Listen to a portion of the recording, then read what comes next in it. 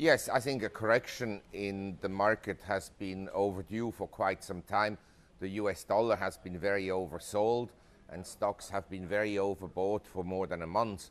And I think now the pattern will continue to be weak US dollar, March to August, strong stocks, and now we can have a rebound in the dollar. The bearish sentiment is extreme and the correction in equity prices. Because basically what has happened is that the economy through the fiscal stimulus and money printing has stabilized, but it hasn't improved. And considering all the stimulus, it's actually very disappointing performance. So how steep might that correction be? Well, that is precisely a very good question, because we could very well get something more than a correction. In other words, a decline of around 20%. That would be essentially a bear market. I wouldn't be surprised if we had not seen the peak of the market for this year. In the longer term, of course, all that US debt has to be repaid. We all know that.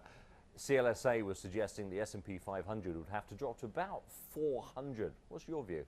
I think March 2009, S&P 666 on March 6 was a major low. I don't think we'll go below that. But in real terms, we can go below that in the sense that you just print money. There's no other way out.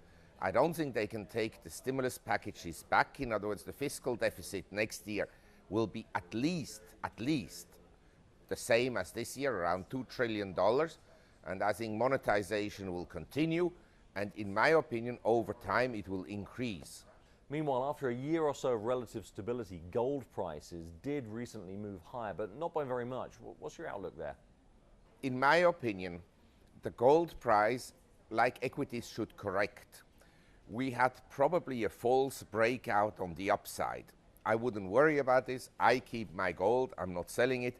But I wouldn't be surprised to see a little bit more of a correction here, down to maybe 920 per ounce on the gold price.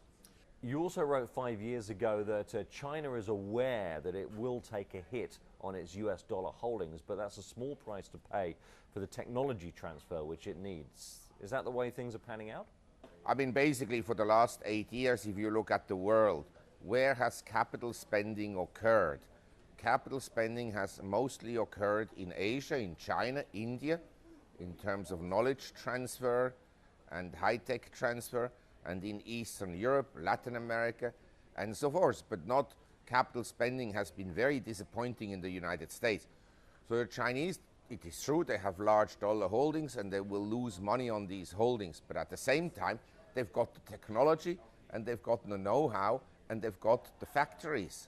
So on balance, actually China has done very well.